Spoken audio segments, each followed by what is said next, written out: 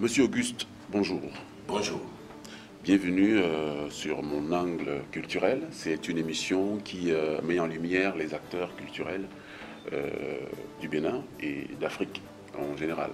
Et vous êtes l'un des acteurs majeurs au Bénin.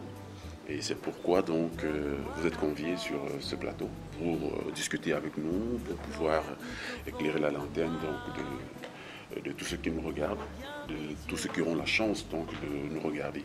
Alors nous parlerons donc sur cette émission déjà de Colo Music qui fait une arrivée fracassante au Bénin. Et nous parlerons généralement du domaine culturel, musical, béninois. Alors commençons bien sûr par Colo Music. Alors c'est quoi déjà le projet Colo Music? Parce que vous êtes au devant de la scène. Déjà, comment est-ce qu'on va, quel rôle on vous attribue dans Colo Music? Vous êtes le directeur Afrique ou alors vous êtes le président-directeur général? Bonjour à tous les téléspectateurs ou à tous les internautes. C'est une grâce quand on vous confie un certain nombre de responsabilités. Vraiment une grâce. Au-delà de cette grâce, c'est les compétences qu'on sent en vous. D'accord? Au-delà de cette grâce, c'est aussi la confiance que quelqu'un vous accorde. Je dirais que Colo Music, c'est un groupe de producteurs. Oui. Parce que, au fait, c'est l'expérience que je suis en train de vivre avec eux et que beaucoup de mécènes peuvent se mettre ensemble pour devenir producteurs. Enfin, c'est l'expérience Colo Music, parce que cela ne vient pas d'une seule personne. Oui. C'est un ensemble. On s'est dit, nous croyons en tel artiste qui a les compétences pour produire cet artiste. Oui. J'associe des amis, j'associe une tierce personne afin de pouvoir mobiliser pour permettre à l'artiste d'évoluer. C'est ça, au fait, Colo Music. Donc, en ma qualité, je dirais simplement que je suis le serviteur principal. Oui. Parce que parfois, DG, directeur général, parfois le serviteur principal qui a la lourde charge de développer toute la politique de production de Colo Music. D'accord. Bon, c'est ce que d'autres appellent directeur général. Se le pose comme un conflit. Voilà un peu. Alors, un projet comme celui-là devrait avoir, bien entendu, le soutien des décideurs de ce pays, en l'occurrence le ministre de la Culture, le ministère de la Culture.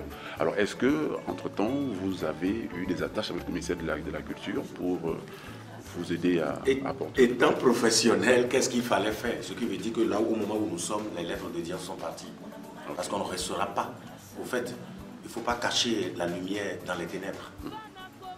Il faut parler. Il faut aller au contact.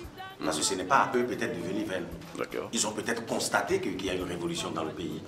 Mais c'est à nous d'aller vers eux. Ce sont des autorités que nous respectons. Et ce sont ceux qui peuvent décider, d'accord, de permettre à ce projet d'avoir une réussite ou pas. Quoi qu'il arrive, le politique a une puissance. D'accord? C'est parti et d'abord nous avons déjà eu, bon à l'aéroport déjà, vous avez vu le directeur du Fonds des Arts qui était venu accueillir l'artiste. Oui. Ce qui veut dire que quelque part, il y a eu un contact. Après ça, le directeur du Bibédra, nous l'avons accueilli parce qu'il y aura beaucoup d'autres artistes qui vont travailler. Nous avons besoin de ses conseils pour ne pas. Nous ne sommes pas ceux-là, c'est pas qui connaissent plus que les autres. Mais Dieu nous a permis d'être dans cette position aujourd'hui. Et il faut que nous utilisions les compétences qu'il faut. Tout à fait. La rencontre avec le directeur du Bibédra, Calais.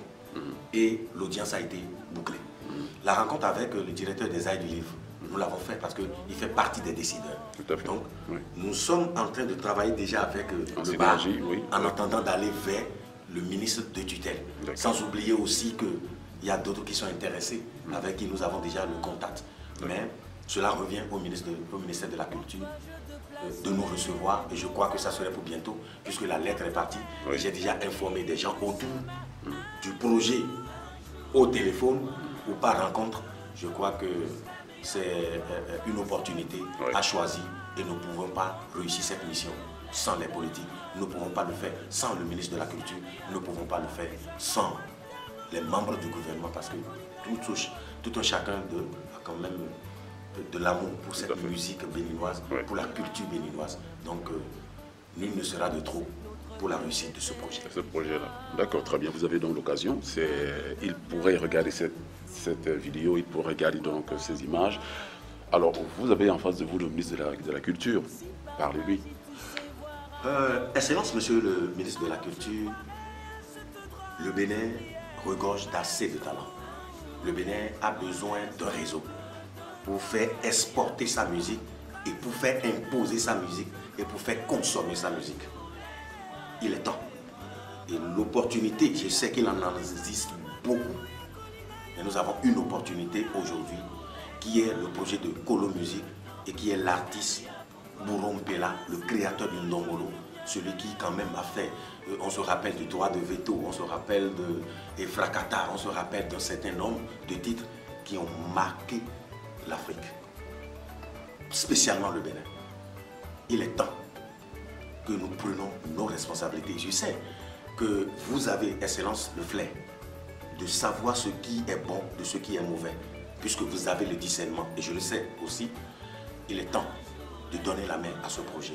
Il est temps que vous contrôlez aussi ce projet, parce que si vous mettez un franc dans quelque chose, il est quand même normal que vous contrôlez et que tout soit utilisé dans les règles de l'art avec des comptes rendus. C'est bien que Colo Music n'avait pas compté sur d'autres avant de commencer par travailler pour ce projet.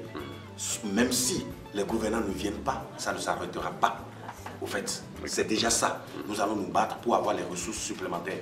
Parce que c'est un projet quand même qui est énorme et qui permet beaucoup de clips à tourner, beaucoup de réalisations, beaucoup de studios, beaucoup. J'avoue qu'il y a le Alvarito Soro qui est quand même le guitariste principal de Fali, au début de Fali, qui est aussi sur le projet, qui doit descendre aussi pour venir poser.